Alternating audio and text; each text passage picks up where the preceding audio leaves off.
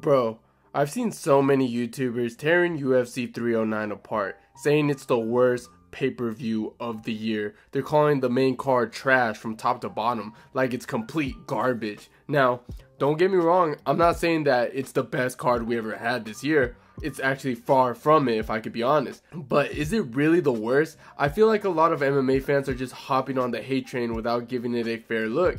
Maybe there's more to UFC 309 than people are seeing, and it's becoming the cool thing to hate on without actually breaking down what the card offers. And look, I've seen some people trying to defend this card as well, saying that there's only two good fights, obviously referring to Jones versus Stipe and Charles versus Michael Chandler. But honestly, I think there are at least 4 solid fights on this main card. And if I could be real, it's easily not the worst main card I've seen all year. I feel like people forget about UFC 297, which only had one fight that everybody was looking forward to, and that was obviously the main event between Dricus du Plessis versus Sean Strickland, and UFC 301, which was 10 times weaker than this card. Now, the one fight that doesn't really add much in my opinion is the women's bout between Viviana and Silva.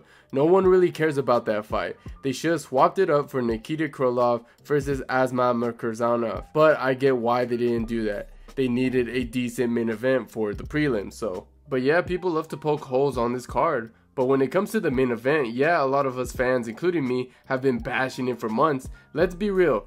Nobody was really excited for Jones versus Stipe. It's crystal clear why. Stipe is older and hasn't been active for years, and people see him as past his prime. So a lot of folks assume Jones is just going to walk in there and steamroll him like it's going to be the easiest win of his career. But honestly, I don't think it's that simple.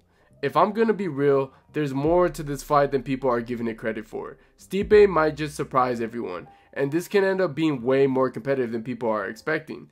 Let's be real. Jones' stand-up in his last fight didn't look great. I mean, can you just imagine if he wasn't able to take down Ciryl Gane? He might have been in trouble because his striking looked awkward and off. His strength is definitely in his wrestling, but if he can't rely on that, it could make things interesting against Stipe. And alright, here's my take. This isn't my official prediction, but I still think Jon Jones is going to take the win here.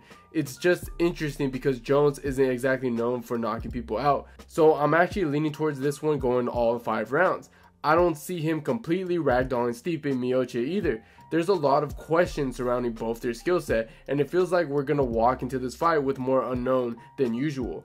I know, some people aren't thrilled about this matchup. They wanted to see Tom Aspinall face off against Jon Jones, and believe me, I'm right there with them. I would have loved to see that fight too, but this is what we've got, and here's the thing. It's Jon Jones' last fight. That alone makes this fight special, and I'm not gonna let the hype for another potential matchup just ruin this one just for me. I'm here to enjoy this fight just like any other fan should. I mean, after all, this is Jon Jones and Stipe Miocic we're talking about. 2 legends in the octagon, and let's be real, it's gonna be a lot more competitive than people are giving it credit for. This isn't some easy walk in the park for either man. For me, that makes it even more exciting. I'm ready for a chess match, a battle of wills, and a true test of 2 iconic fighters at top of their game. So yeah, I'm all in for this fight, maybe even more than some people would expect. As we go down the card, we have the co-main event between Charles Olivera versus Michael Chandler. And I'm gonna be honest, I'm gonna be completely biased here. I want Charles Olivera to win this one, no question. I'm rooting for him all the way, but let's be real, this is a serious, intense matchup. Yes, Charles took the win in their first fight, but that was an absolute roller coaster from start to finish. The fight alone carried this card just as the main event, if not more. Honestly, I'm a bit more hyped for this one because of the unpredictable chaos these two bring into the cage. Charles is gonna march forward like he always does, like the freaking Terminator, hunting for that knockout, while Chandler is set to bring his own explosive style. Chandler is practically the Yoel Romero of the lightweight division, unpredictable, powerful, and willing to go all out. Nothing would make me more happier than to see an all-out war. I'm almost certain that this fight isn't going to decision. It's gonna be crazy, intense, barn burner, and that's exactly what I'm here for. This is the kind of fight that gets me generally excited for this freaking card, man. Alright, so moving on, we're skipping over that woman fight to get to the Bo Nickel versus Paul Craig fight. Now, I totally get the criticism around this matchup.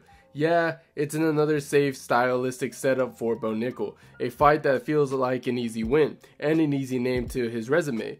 But here's the thing, this is going to be a fight that's going to tell us a lot about whether Bo Nickel is truly the real deal. If he struggles here like he did in his last fight against Cody Brundage, then oh man, the critics, they are gonna pile up, man. People will start calling him overhyped, and sure, we could have had more challenging matchups for Bo, someone like Mikael Pereira, who's known for gassing out after one round, or maybe Joe Pyfer, but let's be honest here, it's pretty clear that the UFC wants to build Bo up, slowly feeding him weaker opponents to give him experience, and let him develop at a steady pace. I mean, the guy only had 6 fights, so this path kind of makes sense. As for the fight itself, I fully expect Bo to win. I don't think we're gonna see any crazy grappling exchanges here. It's more likely that Bo will just go in there and knock Paul out. Let's be real, Paul's stand-up isn't exactly top tier, but then again, what if? What if Paul somehow derails the hype of Bo Nickel? That would be one wild upset in recent UFC memories.